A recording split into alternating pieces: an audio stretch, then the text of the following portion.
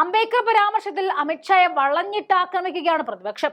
രാജ്യത്തിന്റെ ജനാധിപത്യ ശ്രീകോവിലായ പാർലമെന്റിൽ ഭരണഘടനാ ശില്പിയായ അംബേദ്കറെ അപമാനിച്ച് സംസാരിച്ച അമിത്ഷായ്ക്ക് പല കോണുകളിൽ നിന്നും കുറുക്കിക്കൊള്ളുന്ന മറുപടികൾ ലഭിച്ചിട്ടുണ്ട്. അതിൽ തന്നെ ഏറ്റവും മനോഹരമായ രീതിയിൽ അമിത്ഷായ്ക്ക് തിരിച്ചടി നൽകിയത് പ്രകാശ് അംബേദ്കറാണ്. ഡോക്ടർ BR അംബേദ്കറുടെ കൊച്ചുമകൻ. രാജ്യസഭയിൽ കേന്ദ്ര ആഭ്യന്തരമന്ത്രി അമിത്ഷാ നടത്തിയ പരിഹാസം BJPയുടെ പഴയ മാനസികാവസ്ഥയുടെ പ്രതിഫലനം എന്നായിരുന്നു പ്രകാശ് അംബേദ്കർ പറഞ്ഞത്.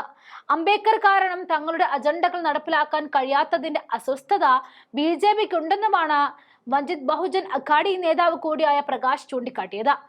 ഇന്ത്യൻ ഭരണഘടനയുടെ കരട് രൂപീകരണം അവരുടെ താൽപര്യങ്ങൾക്ക് വിരുദ്ധമായിരുന്നതിനാൽ BJPക്ക് മാത്രമല്ല അവരുടെ മുൻഗാമികളായിരുന്ന ജനസംഘത്തിനും RSSനും ഒരിക്കലും അംബേദ്കറെ അംഗീകരിക്കാൻ കഴിഞ്ഞിരുന്നില്ല എന്നാണ് പ്രകാശ് അംബേദ്കർ പറയുന്നത്.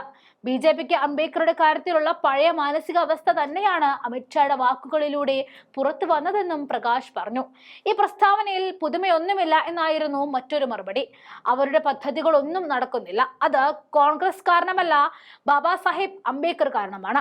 അതിന്റെ അസ്വസ്ഥത BJPക്കുണ്ടെന്നും പ്രകാശ് അംബേദ്കർ പറയുന്നു. അമിത്ഷാ പറയുന്നതനുസരിച്ച് അംബേദ്കറെയല്ല ദൈവത്തെയാണ് ബഹുമാനിക്കേണ്ടത് എന്നാണ്. ഭരണഘടനയുടെ പിതാവിനെ അംഗീകരിക്കുക എന്നാൽ അഭിപ്രായ സ്വാതന്ത്ര്യത്തെ കൂടി അംഗീകരിക്കുക എന്നുകൂടി അർത്ഥമുണ്ടെന്ന് പറഞ്ഞ പ്രകാശ് അമിത്ഷായ്ക്ക് കണക്കിന് കൊടുത്തിട്ടുമുണ്ട്. ദൈവത്തെ ആരാധിക്കുന്നത് മനുവാദം സ്വീകരിക്കുന്നത് പോലെയാണെന്ന് കൂടി അംബേദ്കറുടെ കൊച്ചുമകൻ ഓർമ്മിപ്പിക്കുന്നുണ്ട്.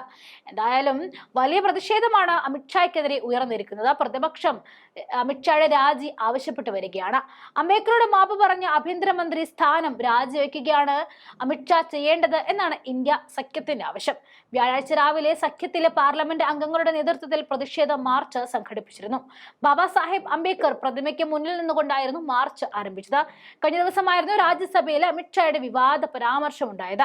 ജാതി മത വെറികൾ തകർത്താടിയ ഇന്ത്യൻ സമൂഹത്തിൽ മനുഷ്യൻ, മനുഷ്യത്വം എന്നിവ അവതരിപ്പിച്ച അംബേദ്കറുടെ പേരാണ് ഏതൊരു ഇന്ത്യൻ പൗരനും ഉരുവിടേണ്ടതെന്നും അംബേദ്കറുടെ ആശയങ്ങൾ BJPയുടെ അജണ്ടയുമായി അടിസ്ഥാനപരമായി വിയോജിപ്പുള്ളത് കൊണ്ടാണ് BJP ഇന്നും അംബേദ്കറെ ഭയപ്പെടുന്നത്.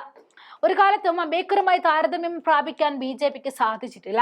BJPയുടെ വെറുപ്പിന്റെ ഹിന്ദുത്വ പ്രത്യയശാസ്ത്രവുമായി അംബേദ്കറുടെ ആശയങ്ങൾ ഒത്തുപോകുന്നില്ല എന്നതാണ് കാരണം. അക്കാര്യം തന്നെയാണ് പ്രകാശ് അംബേദ്കറും പറയുന്നത്. ലോകമെമ്പാടുമുള്ള സർവകലാശാലകളിൽ അംബേദ്കർ ഒരു പഠന വിഷയമാക്കുന്നതും ഇന്ത്യയുടെ ഭൂതകാലത്തെയും സമകാലിക രാഷ്ട്രീയത്തെയും അവസ്ഥയും വിവരിക്കാൻ അംബേദ്കർ ചിന്താ പദ്ധതി സഹായിക്കുന്നതും BJPക്ക് ശ്രമിക്കാൻ കഴിയുന്നതിനും അപ്പുറമാണ്. ദളിതരുടെയും പിന്നോക്ക ജാതികളുടെയും രാഷ്ട്രീയ മുന്നേറ്റത്തിന്റെ ഐക്കണായി മാറുന്നത് അംബേദ്കർ എന്ന ഒരാൾ മാത്രമാണ്. ഭരണഘടനാ ശില്പിയും ദളിത് നേതാവുമായ അംബേദ്കറിനോടും അദ്ദേഹത്തിന്റെ ആശയങ്ങളോടുമുള്ള എതിർപ്പ് BJP സർക്കാർ പ്രകടിപ്പിക്കുന്നത് ആദ്യമായിട്ടല്ല. ഇന്ത്യൻ ഭരണഘടനയുടെ ആമുഖം തിരുത്തുകയും അതിൽ നിന്നും സോഷ്യലിസ്റ്റ് പദം ഒഴിവാക്കുകയും ചെയ്തത് വിവാദങ്ങൾക്ക് ഇടയാക്കിയിരുന്നു.